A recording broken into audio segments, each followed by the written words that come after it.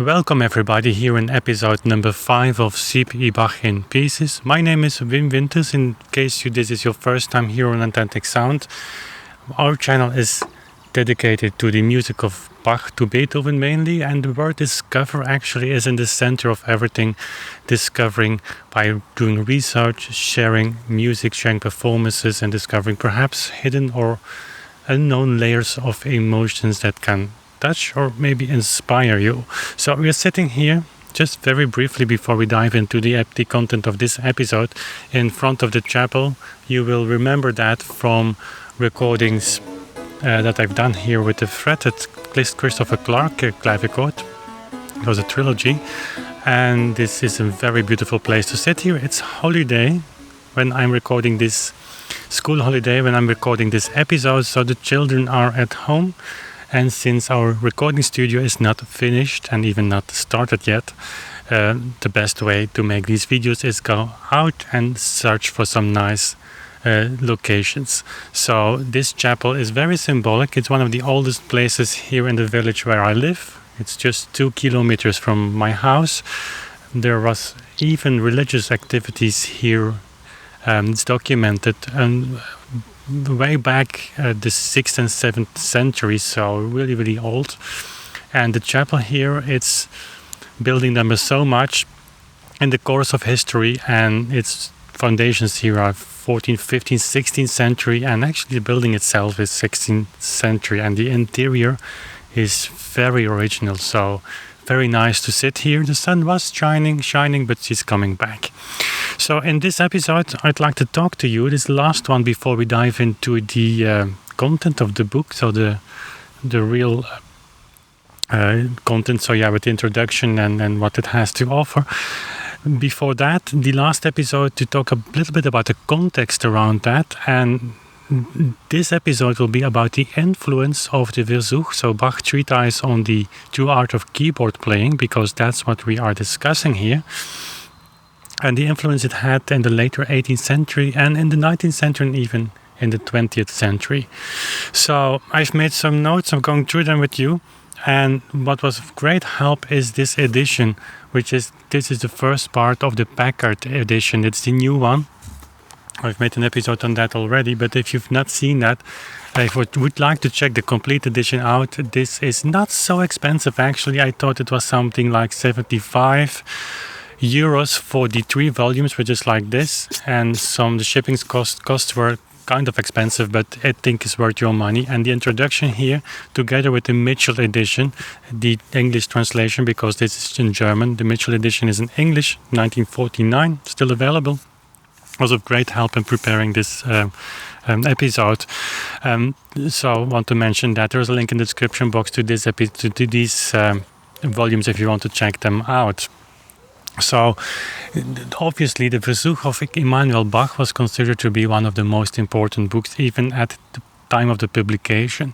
And in the midst of the 18th century and later, Emanuel Bach was really considered to be the father of keyboard playing, and that status he continued to have until in the 19th century. People decided that he must make place for, of course, the only bright star, which was then Father Bach, so J.S. Bach, which was not forgotten at the time, but certainly less famous than Emanuel Bach was in smaller circles. And Emanuel Bach, ironically enough, because Emanuel Bach in the 19th century was often painted, and even as late as in Schweikert's biography, in fact, of Father Bach, so J.S. Bach, was painted often as a kind of money-grabbing person who didn't understand really the legacy of his father. You cannot be further from the truth than that. The reason that we have still so much music from Father Bach is because of Emanuel Bach, and he did everything he could to preserve the legacy of his father. He would have liked to continue to write in counterpoint, but those days were not very friendly for counterpoint pieces and were not friendly for music of his father. So that started again around 1780. All know the stories of Mozart and Baron von Swieten. I will going to dive into that in future projects with Mozart or Beethoven, so that's very important. But Emanuel Bach was really a big star at the time. So, and if we read the book, although it's written in a different style than we would like to have in today's 21st century style, which should be fast and very easy to consume, so to say, that's not the style of the Versuch, obviously, with very long sentences. But we should not forget that we have here a personality, a musician, that wants to write a theoretical work that has two major elements that are really unique combination in that time. First of all, he had lessons from his father, from J.S. Bach, and for sure that is the best teacher you could have imagined in those days and maybe in all times. So he was really educated as a musician at the highest level possible.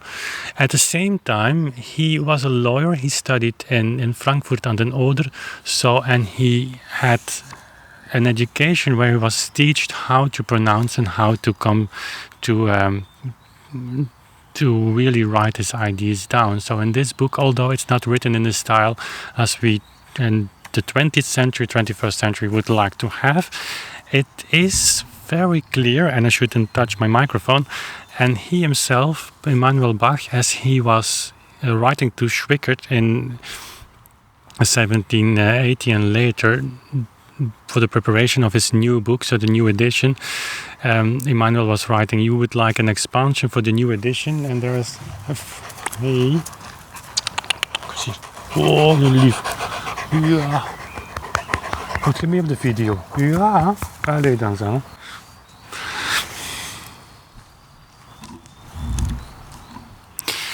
So what I was saying is that so when he was writing to Rickett in 1783, that Rickett was asking for additions to the Versuch Part 1, since Emanuel Bach had promised to make them, but he didn't mean that kind of addition. So Emanuel writes, you would like an expansion for the new edition and an improvement? The improvement is not possible, he writes.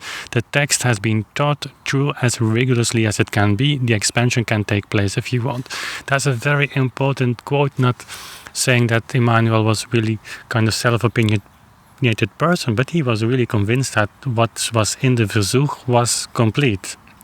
And he has prepared the first reprint. He has prepared also the reprint of the second part, which only appeared 8 or 9 years after his death. But still, the fact that Emanuel has prepared the second edition and made additions whatever he wants to make makes this work even very valid up to the end of the 18th century, because that's 30 years later. So that we should not forget. It's written in a style as good as you can have in that time, and it's written by a musician that is professional in a way that few people were at the time. And to continue a little bit on the second thing is, he writes in 1753 that this work is for even beginners, and that beginners, if they just would apply his technique and the way he's describing that, they would be surprised how fast they would make progress. Later on, he in 1773, I believe, and that's a quote I found in the Packard Edition, in the Hamburg, I have to look at die Staats- und Gelehrte Zeitung des Hamburgischen Unparteiischen Korrespondenten, 1773, so the Hamburg Gazette if you want. He writes that he recommends his treatise to professionals and serious amateurs. So that's different from 1753. And don't forget that for the latest edition that he prepared with Schwickert, so the 1787 edition, he prepared also 6 new sonatas, the Leichte sonatas. And he did that because, as he writes to Schwickert, that he underestimated the easiness of those first Probe-Stücke. So apparently it's not ununderstandable that Emanuel Bach, overestimated the maybe not talent, but the level of education that his colleague musicians had outside the Bach circle. And don't forget, it's not a time where you had access to recordings, to CDs, to YouTube, to see the global a palette of musicians and recordings.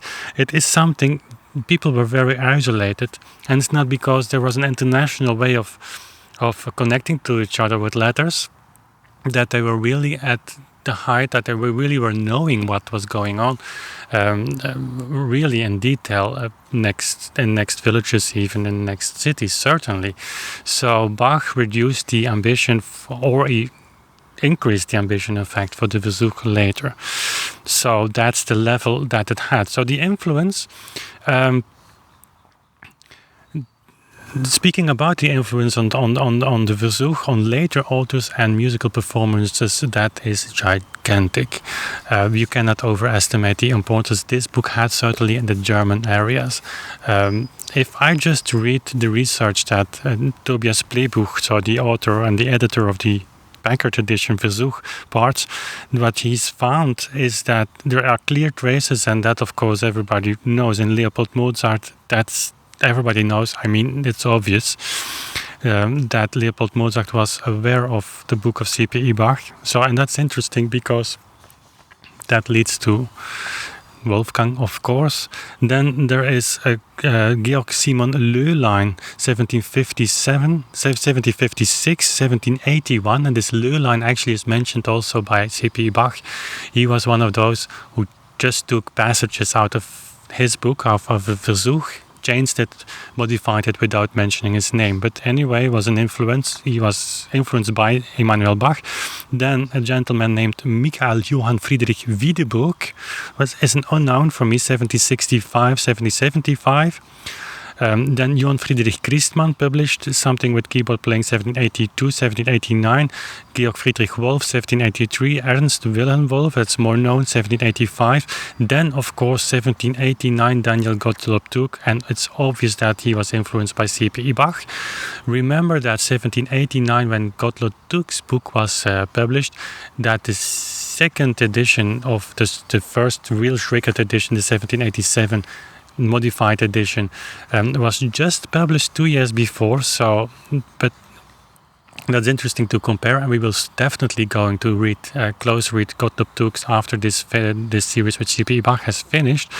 But Tuck firmly stands in that tradition of the Bach tradition. He was actually is to be considered as a second generation Bach pupil student generation, actually very much influenced by C.P.E.Bach and also by his teachers. So Tuck is more detailed than C.P.E.Bach, gives more insight in some practical issues, and it's very interesting to compare with that. So later, then Milchmeyer, and there's a rather known piano forte school, 1797, 1798. Then Johann Friedrich Agricola, he has annotated a translation of Pier Francesco Stosi's singing treatise in 1757, apparently according to C.P.E.Bach, and I'm just quoting him here, of influence was embedding as well parts and the spirit of C.P.E.Bach's book. And then Johann Philipp Gilberger, Klavierübungen mit dem Bachischen Applikatur, so the fingerings, in 1762, 1766, and Gilberger, we will see in the letters of C.P.E.Bach that we are close reading, has, of course, also, they have known each other very well. Haydn studied the Versuch, and then we come to another 19th century treatises, also in this book, Josses, I don't know if I pronounce it correct, Lectures on Thorough Bass, London, 1818, and then Hummel, Anweisung zum Fortepianospiel, 1828. That Hummel edition, Hummel Pianoforte School, we've been talking on that briefly on the channel. It's very important. You cannot overestimate that method either, because it was published simultaneously in three languages, in Paris, in London, in English obviously, and in Vienna, 1828. And if you see the ornamentation tables and things like that, you can still smell influences of C.P.E.Bach. And then, of course, you are entering the time of Beethoven, and I have brought with me die Carl Czerny Erinnerungen aus meinem Leben, in which it's a very brief book in which he actually describes that when he came to study with Beethoven, there with his father, that Beethoven said, well, they apparently were just making acquaintance, making contact with Beethoven to come back next year. And Beethoven said, in the meantime, you read the book of Emanuel Bach. So that's really an important thing, because that connects, in fact, Beethoven to C.P.E.Bach, and C.P.E.Bach is clearly connected to J.S. Bach. It's of course in the cloud of the time, if that's correct English, that that book was published in 1753, and in 1762 others were making treatises like that as well, Marburg, Leopold Mozart, Quantz. But it's also just after Bach's father's death, and you see also references to Father Bach, obviously. So that, in fact, that Beethoven recommended that book to Czerny indicates that he was influenced by it as well. Of course, we don't know how. We can just study that and reflect on that. But there is a connection. There was a connection. And what we can say, obviously, is that he didn't find it a stupid book where for the modernity of his time was nothing in there that he could use. No, he was still in the tradition of the 18th century, very much embedded. And that's also one of the reasons that I've named my channel From Bach to Beethoven. I clearly believe, and that you can see it, there is a connection in style, in notation.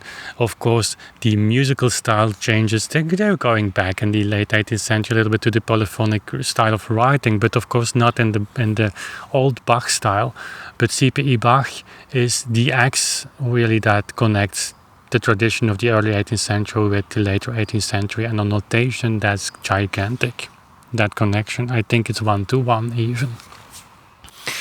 So then going to the 19th century, there has been a translation by Gustav Schilling, who called Bach still the father of the new keyboard playing and true romantic music.